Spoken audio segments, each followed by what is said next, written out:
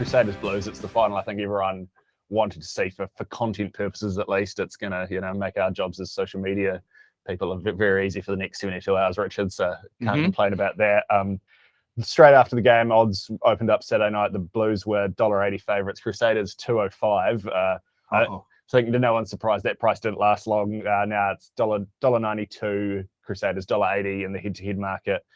Were you surprised to see the Crusaders open as such big underdogs, Paul? Yes, yes. And I congratulate half of the South Island for pointing out to the bookies that price was wrong by sending all their money in. So I think we've found exactly where it should be now, because we've taken a wee bit of cash the Blues way at $1.80. But I don't think there was enough respect shown to the Crusaders at $2.05. I know the Blues have got hometown support, but come on. We've been here before, guys. We've seen this.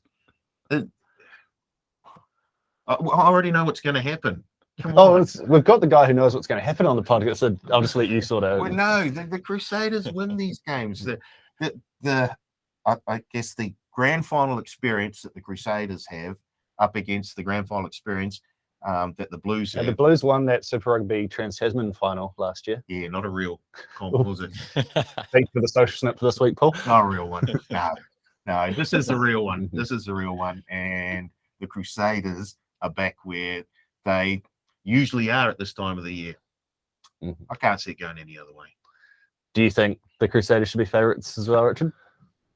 I think they'll win. But no, I don't think they should have been favourites. On as far as is that because you want a better price? The season goes, missed down the till as 5, unfortunately, but I'll still take the $1.92. No, I mean the way the season's gone, the Blues won 15 straight now. They obviously have looked a little bit shaky the last couple of weeks, but playing at home in front of a packed Eden Park, I mean that's got to count for something as well. They'll be loud, and they haven't been there for a while. Obviously, the Crusaders do have that grand final experience, and they have. Couple of the players in the team have probably been on sort of losing teams as well in grand finals. I don't know if they even. Well, how many have they won in a row? 3 or 4? Yeah. So 2 Super Rugby Aotearoas. There was no grand final the first year, but then 3 Super Rugbies before that one as well. So it's a team that does win, but yeah, I mean, no surprise to see Crusaders get a little bit shorter. I'm sure the South Island will be lapping that up. Crusaders have won 6 straight at Eden Park though, which I thought. Was quite surprised, but I suppose when you think about some of those Blues teams in the last few years, and they've won 14 of the last 15 versus the Blues. So I didn't realise they'd won 14 straight before that last one. So obviously again, a matchup they've dominated in recent history.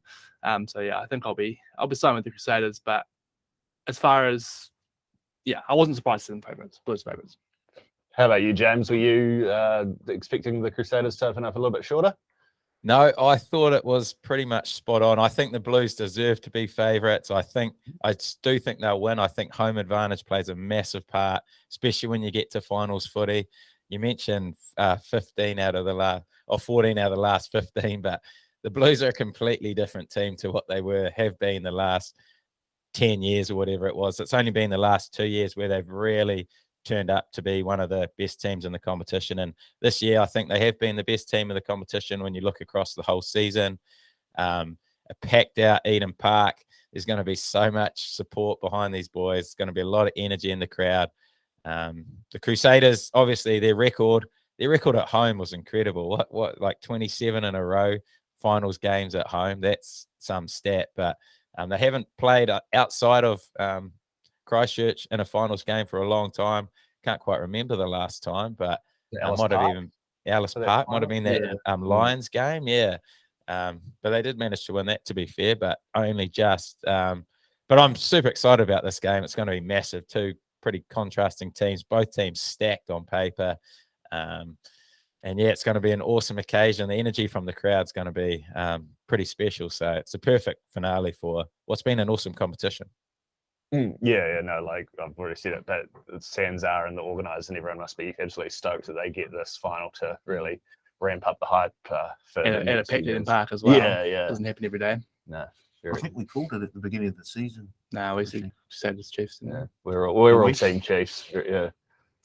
All right. Yeah, we're all team Crusaders. Yeah. We'll see if we can brag about that next week. I've still got my Crusaders ticket at $2.75 or whatever, but not feeling it is though. I'm glad to hear at least one of us, James, saying that they're backing the Blues here, because I was a bit worried it was all going to be sort of a bit of confirmation bias.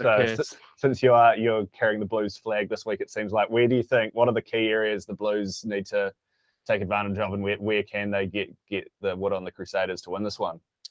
I think it's their breakdown work. Their breakdowns works the best in the comp, and it's going to make it really hard for the Crusaders to be able to play. They're very aggressive. Every ruck is contestable. They all fly in there. The outside backs are very good at it.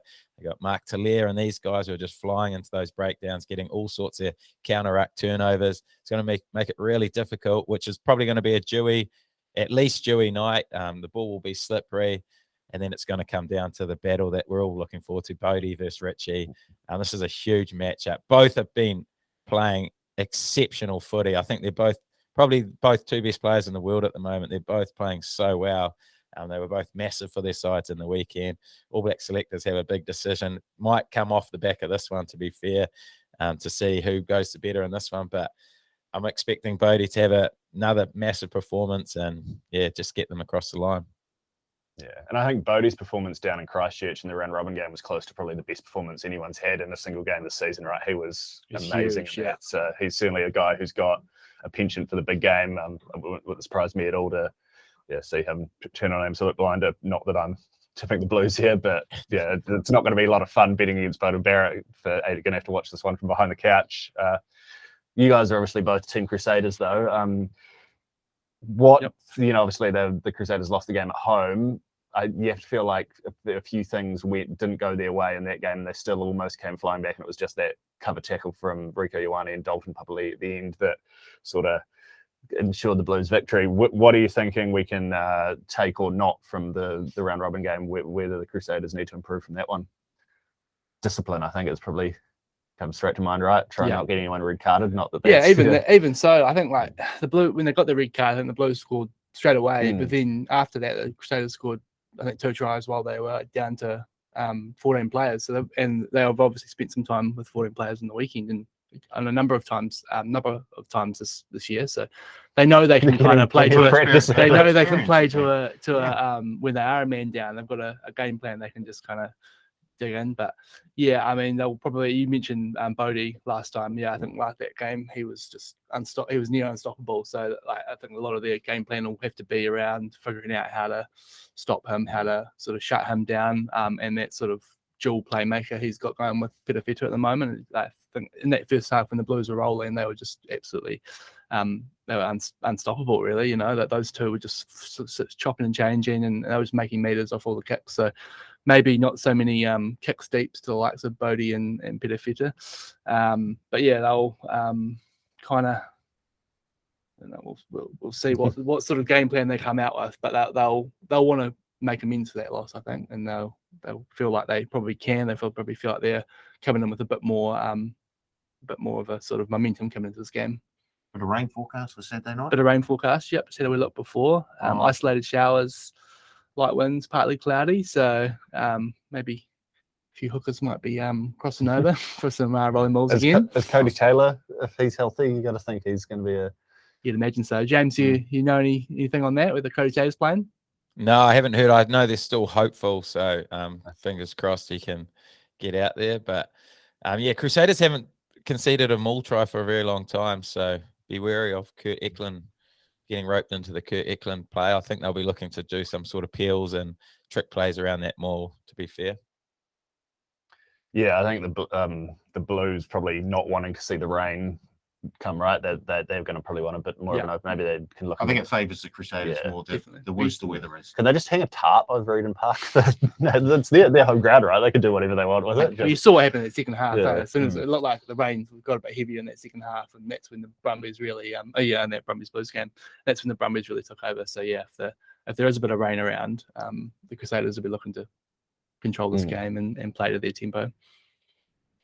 Not that I think even if they sort of want to play that territory game and kicking the ball to the Blues can score from anywhere. We saw that in the first half. Both of those tries were like sort of maybe not the last phase, but they were long range efforts where the moves built up from well inside their own half. So that's something to be wary of as well. There's lots to be wary of on both sides here. We could go on all day listing the threats, and we've already sort of touched on those big names. Obviously, everyone's going to be talking about the Bowden versus Moanga battle, a couple of those more experienced key forwards. But are there any sort of maybe under the radar players to keep an eye on, James? Potential game breakers we're maybe not playing as much attention to, could have a huge game here? I'm just looking for. There's some of those matchups in the back line are going to be massive. Like we've got the Taliers versus the Whanganukus, and Goodhughes versus Roger Tuivasa, Sheck, Rico. There's going to be so many matchups along that back line. Any of those guys can change the game at the flick of the switch. Will Jordan, mate, he was again so impressive in the weekend. He just makes everything look so easy. His acceleration and his speed is just next level. So there's obviously threats across the board, but the biggest one I've already spoken about, Ritchie versus Bodhi. They're the two controllers of this game. So if it's wet, the way they kick, how much they play is going to be massive. So they'll need to try and win that territory battle. How much do they play with the ball in hand? You know, when you've got the ball in your hand at the moment, it feels like it's not too much. You don't have to play for too long before someone slips over and cops one in the head. So then complete game changer. You got a red card and you're playing against 14 men. So there's a few things for these guys to try and weigh up as they play in the biggest match of the year. Sure. Anyone you guys have got your eyes on? Is looking forward to the battle of fullbacks. I think Pitafeta and Jordan will be great.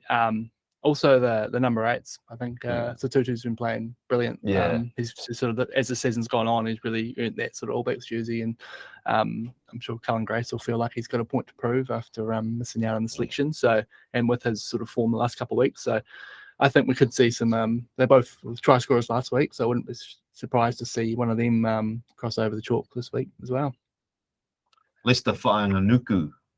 I'm really looking forward to him. Now that he's been selected for the All Blacks, I think that just sort of releases a wee bit of pressure. I think we'll see him play with a wee bit more sort of freedom.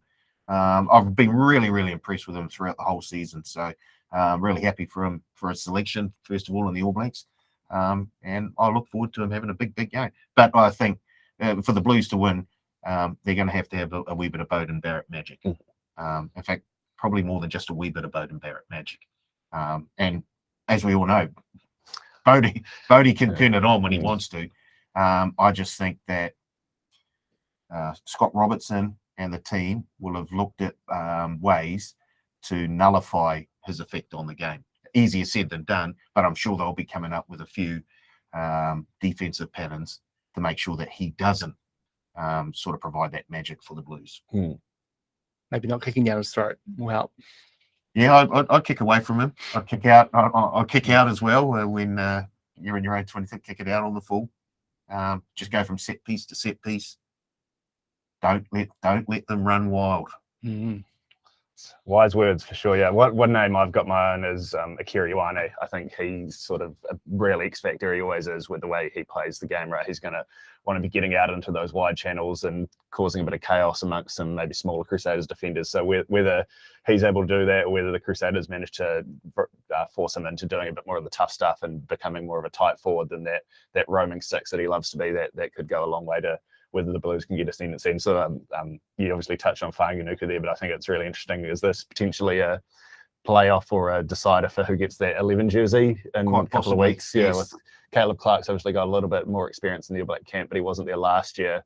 I think it's pretty hard to argue if you've been watching any rugby this year, right, James? I know you've got history with Leicester, but I don't think there's been any better left wing in world rugby the way he's been playing at the moment. So if he's got a big performance here, it wouldn't shock me at all to see him get first crack at the left wing for the All Blacks as well. Yeah, I think he'll be the starting left winger in the first test, and obviously a performance this weekend will help his case there. Probably only can play his way out with a poor performance this weekend, I think. Otherwise, he's probably locked in that left wing. It will be interesting to see as well, like with both these teams, their strengths are obviously they want to play with ball in hand. They've got all these game breakers, but will we see more of that final style ball control, a few box kicks, playing for putting these contestable balls up that we are likely to see? And I can't imagine it, right? These two teams are just going to play to their strengths and go hammer and nails, right? It should be a lot of fun to watch. Eddie Jones hasn't been on the phone to either side as a consultant the last few days, I'm sure. Conditions will dictate to a certain extent, but yeah, they'll try and throw it around a wee bit. The only way I could see that maybe would be if the Crusaders go up early, which they haven't really seemed to want to do this season too much, and then they are holding on to a lead. Maybe they do Lock try it down. go to a bit more of an old school game. But I'm certainly expecting plenty of points here, provided what was the score in the first game? I think it was like 28-29, so it was a reasonably high scoring game. So hopefully after only 2 tries in or 2 tries in the Crusaders game and 4 in the Blues Brumbies game, we might be a bit more of a game for your same game multi punters and whatnot. All power play punters. Yes, there's plenty of power plays up there already. There are. Bookies have really been working overtime. Got 20 or so, and I think a few Waddle power plays to come shortly. Got the requests in, so see what they. Looking forward to seeing what odds are coming back in these ones. There's a few interesting options. So I find this a real hard game to punt because obviously not super confident either team's going to win this game. It is going to come down to 1 or 2 big moments. Might be decided by a referee decision. Hopefully not, but. Couldn't confidently tip out either side. So be trying to look around for some value or some other bets that you might find interesting. So that's where the power plays and stuff will come in for me, I think. Yeah, for sure. Speaking of referee decisions, penalty try awarded in the match, $10. There you go. Well, rolling malls get going. That's we have seen. Red card, multi it with a red card. It's sort of that elephant in the room, right? Like, there's not much you can say because you don't know it. But I would hate to see a controversial sort of someone stumbles and you graze their cheek on their way to the ground sort of decision. Decide this one. I think we both just want to see both teams have a chance to win. Head clash, yellow card. Although, we say that the Crusaders. It does seem like maybe I don't know if it's a tackle technique issue, but they are getting a lot of. You think back to the 2 incidents against the Waratahs a few weeks ago, Matera's tackle on Saturday night, like Barrett and the first game between everyone's getting red cards for this sort of stuff these days, but maybe just, I don't know, the way they like to tackle, they want to stop the offload and everything like that does lead to a little bit more of a disciplinary issue, or am I just fishing here? I don't know. Well, there's definitely precedent for it, that's for sure. If you look at them this season. It's just Pablo Matera is on the field. Always a chance for a card whenever he's going around these days, it seems like.